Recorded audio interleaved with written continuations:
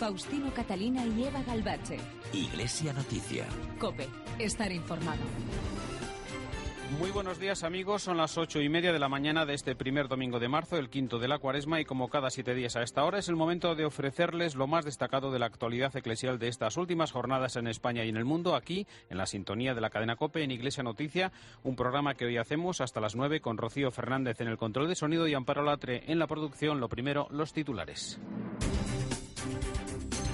El presidente de la Conferencia Episcopal, Ricardo Blázquez, recuerda que el paro es una frustración y una herida en la dignidad de quienes lo sufren. Este fin de semana se celebran en Madrid el primer Congreso de Evangelización en Internet y Encuentro Madrid. El Papa Francisco ha firmado el decreto de canonización del jesuita tinerfeño José de Anchieta, apóstol de Brasil. El jueves recibió en audiencia privada el Papa a la reina Isabel II de Inglaterra, cabeza de la Iglesia Anglicana. Los obispos de Venezuela acusan al partido en el poder y al presidente Nicolás Maduro de tratar de imponer un gobierno totalitario. Campaña de la Iglesia Católica de Estados Unidos para la reforma de la Ley de Migraciones. Faustino Catalina y Eva Galbache. Iglesia Noticia. COPE. Estar informado.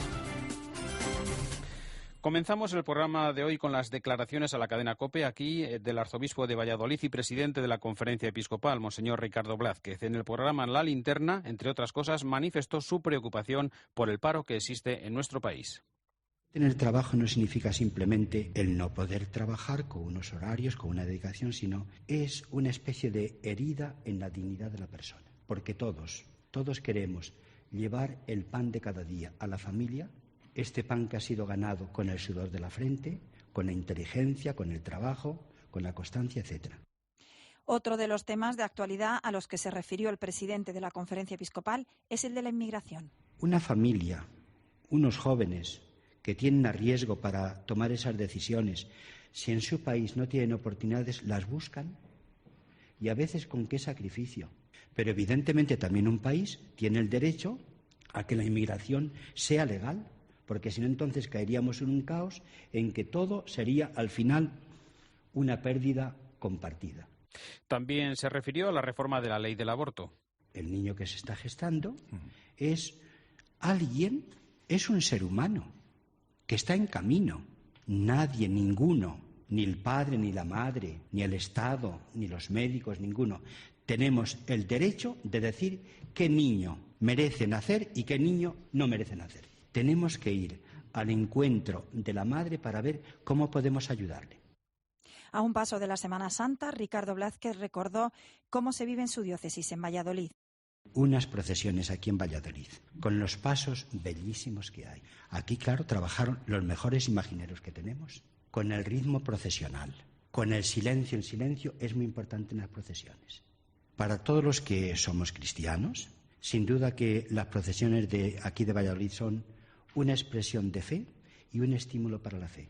Y yo confío, y así lo he escuchado, que para los que se identifican menos con la fe cristiana es también una especie como de llamada, de aldabonazo, a proyectar la vida hacia la trascendencia.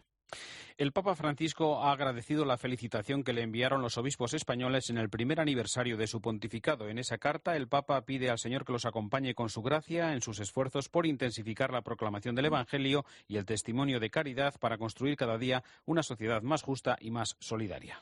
Convocado con el lema Buenas razones para la vida en común, hoy finaliza en la Casa de Campo madrileña Encuentro Madrid. Es la 11ª edición de este evento cultural que organiza el movimiento Comunión y Liberación, en esta ocasión con el cardenal Angelo Scola, arzobispo de Milán, como invitado especial. Rafael Jerez es el presidente de Encuentro Madrid. El Encuentro Madrid, en su vocación, yo creo que responde también a la invitación del Papa Francisco de crear una cultura del encuentro. Es decir, de generar espacios donde nosotros podamos encontrarnos con los otros, en lo que son, sin intentar nosotros imponer lo que pensamos, proponerlo, discutirlo, hablarlo, y que de eso brote o surja un camino común como el que el Papa le proponía al presidente del periódico o al director del periódico La República, Scalfari, de hacer juntos un trecho del camino humano.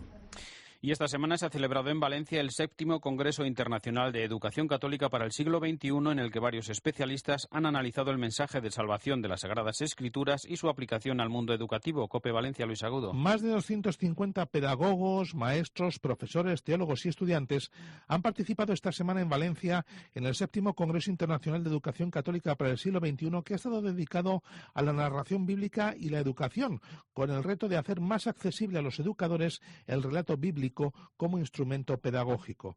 El congreso era clausurado el pasado jueves por el arzobispo de Valencia, Monseñor Carlos Osoro, con un llamamiento a redescubrir la gran significación que tiene Dios para poder comprender al mundo y al hombre. Redescubramos la gran significación que tiene Dios para comprender el mundo y para comprender todo lo que es el ser humano. Estamos en un momento de la historia en que se eliminó ese tríptico: Dios, hombre, mundo. Pues que tenemos un mundo sin hombre, que es la gran crisis antropológica de la cual nos hablaba el Papa Benedicto XVI cuando hablaba de la educación.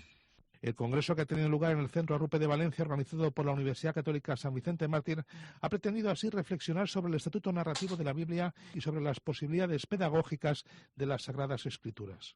No dejamos Valencia porque ayer sábado, y por primera vez en más de 50 años, la imagen original de la Virgen de los Desamparados, que se venera en el altar mayor de la Basílica, ha presidido un acto público. Cuéntanos, Luis. Miles de valencianos se lanzaron ayer a la Plaza de la Virgen para ver con sus propios ojos y venerar a la imagen original de la patrona de Valencia, la Virgen de los Desamparados, en su primera salida fuera de la Basílica desde el año 1961, cuando fue proclamada entonces patrona principal de la región valenciana a petición del arzobispo Monseñor Marcelino Olaechea. Y es que desde entonces, desde hacía 53 años, la imagen original de la patrona de Valencia, una talla gótica del siglo XV, no salía a la calle. Así que ayer a las 11:30, y portada por sacerdotes valencianos ante una auténtica multitud, volvía a salir la patrona a la Plaza de la Virgen para presidir una predicación sobre el Magnificat que realizó el arzobispo de Valencia, Monseñor Carlos Osoro, y luego el rezo del Rosario, mientras un centenar de sacerdotes se distribuían por la plaza para administrar el sacramento de la reconciliación.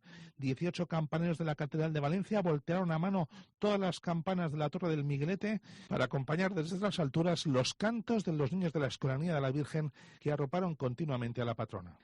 Y este fin de semana se celebra en Madrid el primer Congreso y Misión de Evangelización en Internet, en el que personas de distintos ámbitos religiosos comparten proyectos al servicio del Evangelio con las nuevas tecnologías. Uno de los organizadores es el subdelegado de Medios de Comunicación de la Diócesis de Getafe, Julián Lozano. Pues lo que nos une es un deseo muy grande de vivir y compartir la fe, también en este ámbito en el que nos movemos muchísimos, que forma parte de la cotidianidad, las redes, el WhatsApp, los blogs, todo, ¿no? Que lo llevamos en la mano, lo tenemos en nuestro lugar de trabajo, y ahí queremos poner la alegría, el sentido y el gozo de sabernos acompañados por Jesús, y que esta luz no es para unos pocos, es para todos, ¿no? Y como nos ha llamado el Papa, pues compartir la alegría, transmitirla y vivirla con todos.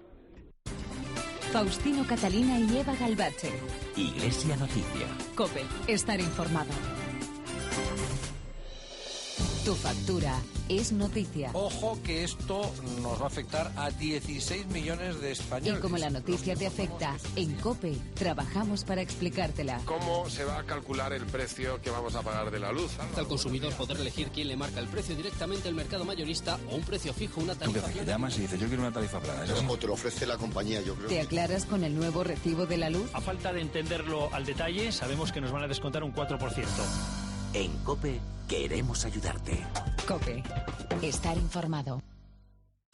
Vuelve Encuentro Madrid. Un encuentro en el que la experiencia cristiana se puede ver y tocar. Conferencias, exposiciones, espectáculos, zona infantil, restaurantes. Un lugar para disfrutar con tu familia. Este año con el lema Buenas razones para la vida en común. La entrada es libre y si quieres consultar el programa de actividades, entra en encuentromadrid.com. Del 4 al 6 de abril en el recinto ferial de la Casa de Campo. Encuentro Madrid 2014. Faustino Catalina y Eva Galbache. Iglesia Noticia. COPE. Estar informado. Tiempo en Iglesia Noticia para la información internacional. En todo el mundo, pero especialmente en Roma y el Vaticano, se vive ya la cuenta atrás para las canonizaciones de Juan XXIII y de Juan Pablo II el próximo 27 de abril. Esta semana hemos conocido nuevos datos de las celebraciones previstas y de la preparación que exige una cita a la que asistirán cientos de miles de fieles llegados desde todo el mundo. Corresponsal en Roma, Paloma García Ovejero, buenos días. Buenos días. Hay sitio para todos. Ha insistido el padre Lombardi y ha insistido el alcalde de la ciudad, Ignacio Marino. Una cosa es que los hoteles exageraran y dijeran que estaba ya todo reservado y otra cosa es que no quepan. No tengan miedo a venir, dijo textualmente el padre Lombardi, parafraseando al propio Juan Pablo II. Lo que se ha presentado sobre todo es el dispositivo que habrá en la ciudad, tanto de seguridad, baños públicos, ayuda a los discapacitados. Todo eso lo gestiona Unitalsi en un teléfono gratuito que puede encontrarse ya en nuestra página web. Y en el Vaticano lo que nos han presentado es una especie de plataforma digital para seguir la canonización de los dos papas. Es una página web que será el portal oficial dospapisanti.org. Un 2 con número papisanti.org. Está disponible en español y ahí están todas las noticias, los vídeos y se podrá seguir en directo la ceremonia. Después hay una aplicación para el teléfono móvil que se llama Santo Súbito y además un canal vídeo en YouTube, una página en Facebook, cuenta en Twitter y en Instagram. La iniciativa más novedosa es la llamada Noche Blanca, prevista para el sábado 26 de abril. 11 iglesias de Roma estarán abiertas a los fieles toda esa noche para celebrar una vigilia de oración con lecturas del Evangelio y textos de ambos papas. Y luego, el 22 de abril, en San Juan de Letrán, habrá una misa organizada por la diócesis de Bérgamo, que está en el norte de Italia, para todos los fieles que vienen desde la ciudad natal del Papa Giuseppe Roncalli. Eso sí, importante lo que dijo el vicario de Roma, Agostino Balini, el cardenal Balini, no habrá demasiadas iniciativas porque lo que se espera es que se vivan experiencias espirituales. Las voces de los dos nuevos santos que subirán a los altares dentro de 3 semanas pues son algunas de las que forman parte del archivo digital de Radio Vaticano, La Voz de los Papas, que reúne miles de documentos sonoros de los pontífices desde el nacimiento de la emisora vaticana en 1931. Absoluta que Radio Vaticana ha querido lanzar con ocasión de estas canonizaciones. Desde 1931, efectivamente, Pío XI hasta el Papa Francisco, todos los archivos sonoros, más de 8.000 soportes con frases tan históricas como estas que vamos a escuchar. Por ejemplo, Juan XXIII convocando el Concilio Vaticano II, o lo que dijeron en el balcón recién elegidos papas, todos estos pontífices. Succedimus in loco principis apostolorum e orum lente. Nulla è perduto con la pace, tutto può esserlo con la guerra.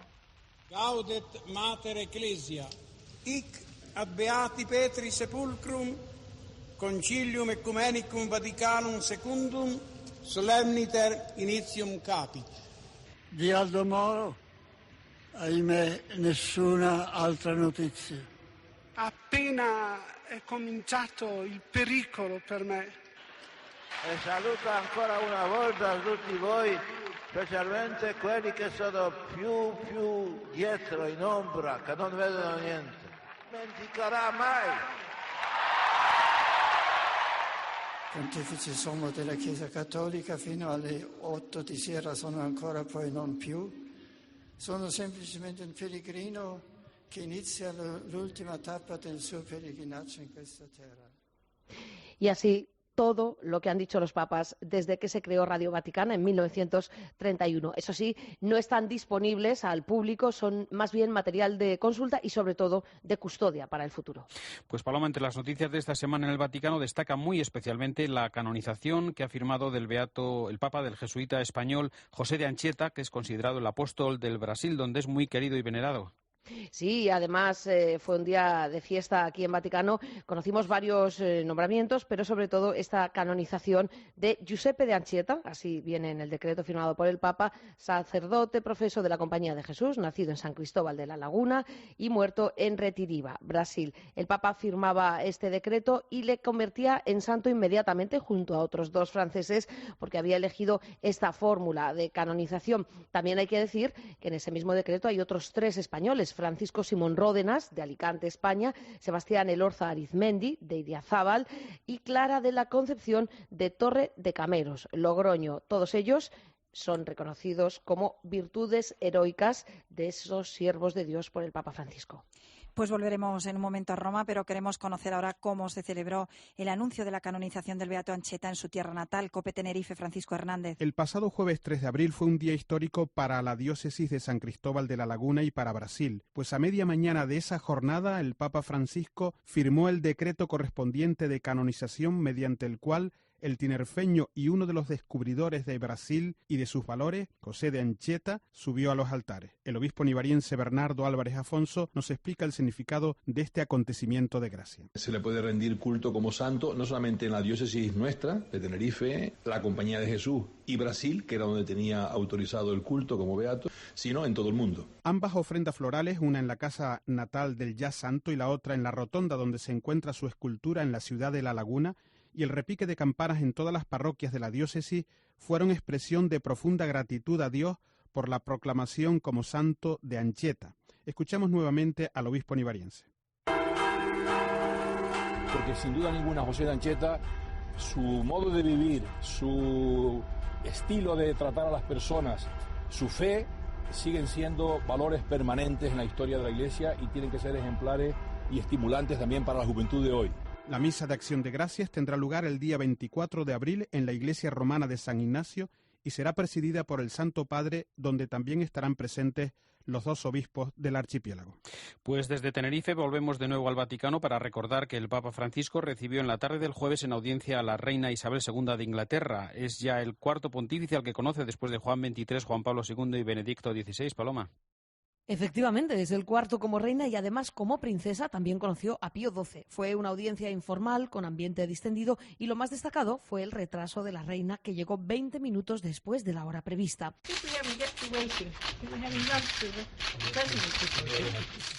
Siento la tardanza. Estábamos teniendo un almuerzo muy agradable con el presidente napolitano, decía.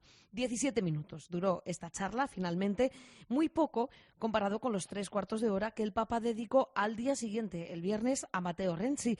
Acudió con su mujer y 2 de sus hijos. En este caso, ni siquiera se comunicó oficialmente la visita porque Renzi no iba en calidad de primer ministro de Italia. Era algo estrictamente privado y familiar, según nos comunicó la Santa Sede. Más noticias. Mañana lunes vendrá al Vaticano el rey de Jordania, Abdalá II, y el Papa ha confirmado 2 visitas pastorales dentro de Italia. El 21 de junio irá a Calabria y el 5 de julio a Molise. Hoy, por cierto, en el rezo del Ángelus regalará miles de evangelios tamaño bolsillo para que sea más fácil seguir su consejo, ese que ayer mismo escribió en Twitter. En el Evangelio podemos escuchar cada día a Jesús que nos habla. Llevemos siempre con nosotros un pequeño Evangelio. Firmado Pontifex. Gracias, Paloma. El nuevo rector mayor de los salesianos, el asturiano Ángel Fernández Artime, estuvo el martes en el Espejo de COPE para hablarnos del trabajo de la congregación fundada por San Juan Bosco. En el fondo pretendemos, porque toda congregación y la Iglesia misma, como organismo vivo, no puede quedarse anclado ni en el tiempo ni en un solo momento, ¿no? Entonces, en definitiva, pretendemos ser más profundos los salesianos en nuestra vida espiritual. Es decir, ser verdaderamente personas que calemos muy hondo en las raíces de por qué vivimos lo que vivimos. Pretendemos, en definitiva, ser también más valientes y atrevidos en nuestro compromiso en favor de la lucha con lo que no es justo, con lo que margina, con lo que excluye, especialmente cuando toca a los jóvenes, que sabes que es nuestra preferencia, ¿no? Y ser absolutamente y plenamente servidores de los jóvenes. Esta expresión ha salido y está saliendo hasta la saciedad, especialmente los jóvenes, justamente los últimos, dado que ellos son la razón de la vida de cualquier salesiano. En su comentario desde Roma, el colaborador de Iglesia Noticia, Antonio Pelayo, fija su atención en el tratamiento informativo del primer aniversario del pontificado de Francisco. Buenos días, Antonio. Buenos días. El balance es un género literario al que son muy aficionados en general los periodistas. Yo no soy muy partidario porque lo considero un género híbrido donde se mezclan sin demasiada discreción hechos y juicios y donde estos últimos acaban a veces distorsionando la realidad. Es lo que ha sucedido más o menos con el primer año del pontificado del Papa Francisco, al que se le ha dedicado mucho espacio en los medios de comunicación, pero muchas veces con enfoques deformantes y en algunos casos disparatados. En primer lugar, yo diría que si un año en la vida de una persona tiene un significado, en la de un pontífice lo tiene mucho menos, sobre todo si, como en el caso de Bergoglio, venía de casi el fin del mundo y por lo tanto ha necesitado bastante tiempo, no pocos meses, para adaptarse a un clima tan enrarecido como el que se había creado en el Vaticano en las postrimerías del reinado de Benedicto XVI. Y ese, creo yo, es el cambio más positivo realizado en estos primeros 12 meses. La atmósfera ya no es la misma, el color y los perfiles del paisaje vaticano han cambiado. Han quedado atrás el mayordomo infiel, el escándalo de Batilix, las puñaladas traperas entre grupúsculos curiales, las arriesgadas operaciones económico-financieras. Francisco, con su estilo sencillo y austero, pero directo y espontáneo, ha suscitado la admiración del mundo y ha dado un nuevo rostro a la Iglesia. De todas las otras muchas cosas que ha realizado en este año, me quedo con la exhortación apostólica Evangelii Gaudium, a la que no se le ha dado la importancia que en mi opinión tiene. Es un documento cuyas páginas revelan el talante de este Papa, que quiere y sabe cómo reformar a la Iglesia. Y lo va a hacer, ya lo está haciendo, pero es solo el principio. Ya lo verán. Desde Roma les ha hablado Antonio Pelayo. Gracias, Antonio. El miércoles, 9 años después de la muerte de Juan Pablo II, se estrenó en su tierra natal polaca, en Cracovia, el musical dedicado a Karol Wojtyła. Allí estuvo Paloma Gómez Borrero. El musical sobre la vida de Karol Wojtyła se ha estrenado en Polonia el miércoles 2, festividad de la Divina Misericordia, en la misma fecha en la que Juan Pablo II nos dejó para ir a la casa del Padre. Ha sido un estreno muy especial, un homenaje previo a la canonización en su amada Cracovia y en el histórico Teatro Slovaki, en el corazón de la ciudad. Asistió el cardenal arzobispo don Stanislao Divic, que en la obra le interpreta el tenor Matteo Marchioni. Con la voz de Monseñor Divic, entonces fidelísimo secretario del Papa, se alza el telón. Es el 13 de mayo de 1981. En la plaza de San Pedro se escuchan 3 disparos, a los que siguieron los gritos de angustia de la multitud. Será después, en el Policlínico Gemelli, cuando el Papa moribundo, en el túnel luminoso del recuerdo, revivirá su infancia, con los padres y su hermano en Wadowice, sus años de estudiante en Cracovia, de actor en el teatro clandestino, de obrero en la cantera de piedra, hasta su vocación sacerdotal. Se evocan los años trágicos del nazismo y del marxismo, hasta terminar el 16 de octubre de 1979, cuando escuchamos las primeras palabras del también primer Papa del Este, mientras la espléndida voz de Noah canta Love, amor.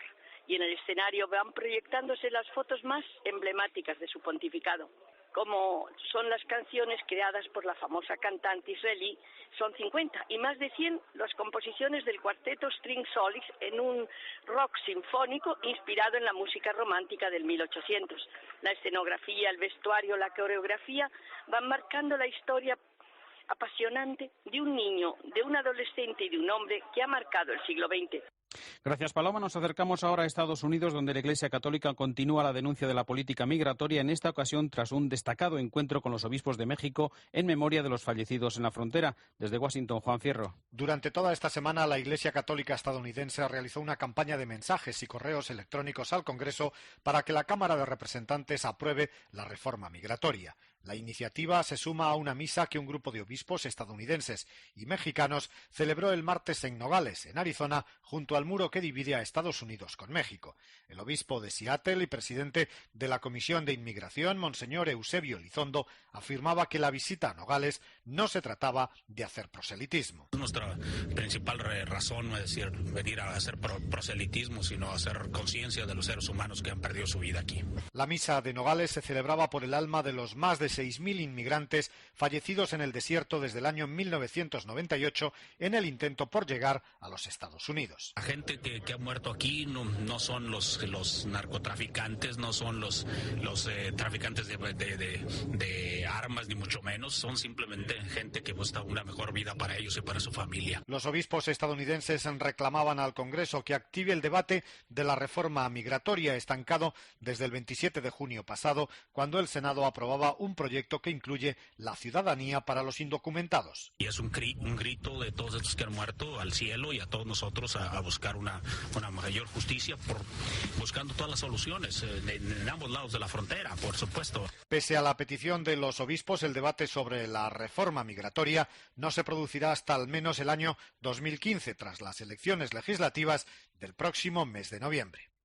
Gracias, Juan. Y desde Estados Unidos nos vamos a Venezuela, donde los obispos han acusado al partido en el poder y al presidente Nicolás Maduro de tratar de imponer un gobierno totalitario en aquel país mediante la persecución y la tortura, con un sombrío panorama de futuro. Corresponsal en la zona, Jacobo García.